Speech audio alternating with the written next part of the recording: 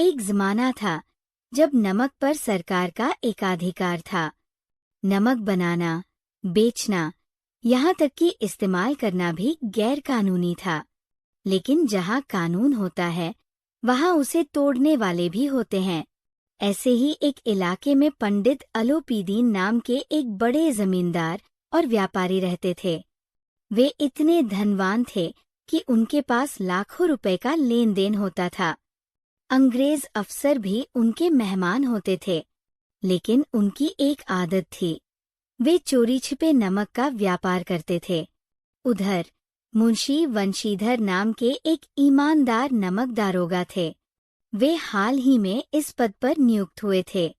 उनके पिता एक अनुभवी व्यक्ति थे जिन्होंने उन्हें समझाया था, बेटा, नौकरी में ओहदे से ज्यादा ऊपरी आय पर ध्यान देना।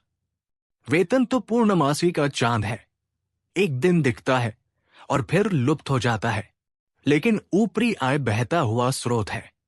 लेकिन वंशीधर ने अपने पिता की बात नहीं मानी। उन्होंने ईमानदारी से काम करने का फैसला किया। एक रात जब वंशीधर गहरी नींद में सो रहे थे, तभी उन्हें गाड़ियों की आवाज सुनाई दी। उन्होंने सोचा, इतनी रात गए गाड़ियां क्यों चल रही हैं? उन्हें शक हुआ और वे तुरंत उठकर पुल पर पहुंचे। वहां उन्होंने देखा कि कई गाड़ियां नदी पार कर रही थीं। उन्होंने पूछा, किसकी गाड़ियां हैं? गाड़ी वालों ने जवाब दिया, पंडित अलोपीदीन की। कौन पंडित अलोपीदीन? दातागंज के। वंशीधर चौंके। पंडित अलोपीदीन का नाम सुनकर उन्हें यकीन नहीं हुआ। उन्होंने गाड़ियों की जांच की तो पाया कि उनमें नमक के डेले भरे हुए थे। वंशीधर ने तुरंत गाड़ियों को रोक दिया और पंडित अलोपीदीन को बुलवाया। उधर पंडित अलोपीदीन अपने सजेधजे रथ में बैठे ऊँघ रहे थे।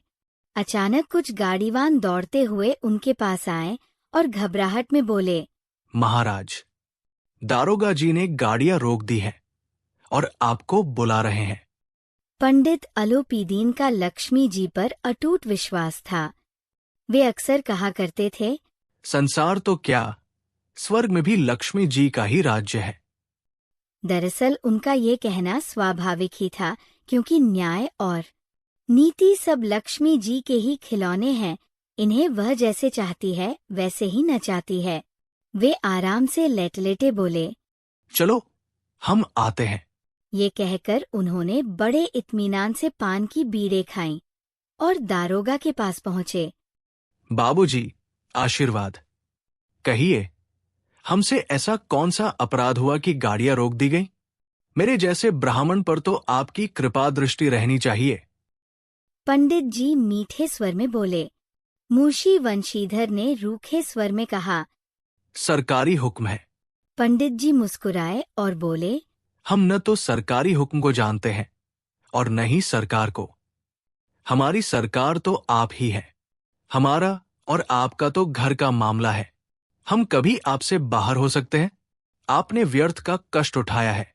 ऐसा कैसे हो सकता है कि हम यहां से जाएं और घाट के देवता को भेंट न चढ़ाएं? मैं तो स्वयं ही आपकी सेवा में आ रहा था। लेकिन वंशीधर ने उनकी बात नहीं मानी।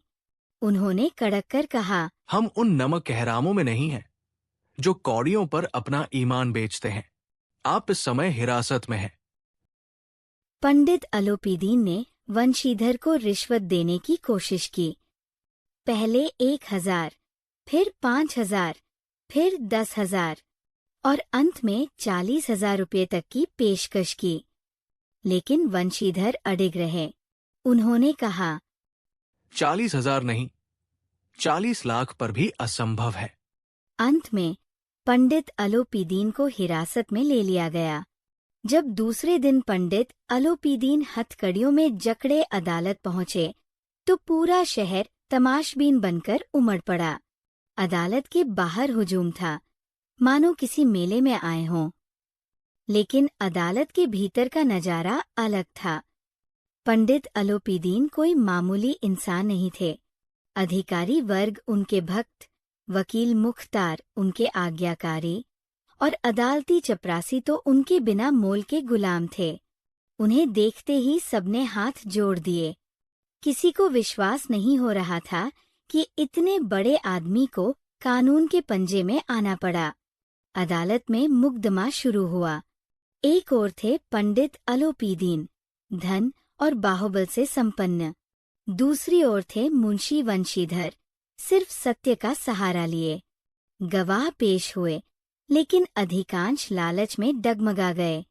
न्यायाधीश भी द्विधा में थे।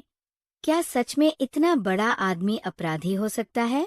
अंततः फैसला आया। डिप्टी मजिस्ट्रेट ने लिखा, पंडित अलोपीदीन के विरुद्ध दिए गए प्रमाण भ्रमात्मक है। वह इतने बड़े व्यक्ति है कि उनके लिए यह कार्य करना असंभव लगता है। हाँ, नमक के दरोगा मुंशी वंशीधर का अधिक दोष नहीं, परंतु उनकी उद्दंडता और विचारहीनता से एक भले आदमी को कष्ट हुआ। ये खेदजनक है। वंशीधर के लिए यह एक करारी हार थी। कुछ ही दिनों में वंशीधर को मुअत्तल कर दिया गया। ईमानदारी का दंड मिला। वे टूटे मन से घर लौटे। पिता पहले ही नाराज थे। गुस्से में बोले, हमने भी नौकरी की थी, लेकिन दिल खोलकर, और तुम हो कि ईमानदार बने चले हो। घर में चाहे अंधेरा हो, लेकिन मंदिर में दिया जलाने चले हो। माँ को भी दुख हुआ। पत्नी ने कई दिनों तक सीधे मुंह बात तक नहीं की। वंशीधर समझ गए, सच्चाई की राह अकेले चलनी पड़ती है। लेकिन तभी एक शाम उनके दरवाजे पर एक सजा हुआ रथ आकर रुका। रथ से उतरे पंडित अलोपीदीन। उन्होंने कहा, उस रात आपने अपने अधिकारबल से मुझे गिरफ्तार किया था, लेकिन आज मैं स्वेच्छा से आपकी हिरासत में हूं। फिर उन्होंने एक स्टाम्प पेपर निकाला और बोले, इसे पढ़िए और इस पर हस्ताक्षर कर दीजिए। वंशीधर ने कांपते हाथों से पढ़ा और आंखों में आंसू आ गए। वे पंडित अलोपीदीन की संपत्ति के स्थायी मैनेजर नियुक्त किए जा रहे थे। ये ईमानदारी की जीत थी। एक ऐसा सत्य जो कठिनाइयों से गुजरा, लेकिन अंत में सम्मान और सफलता के रूप में लौटा।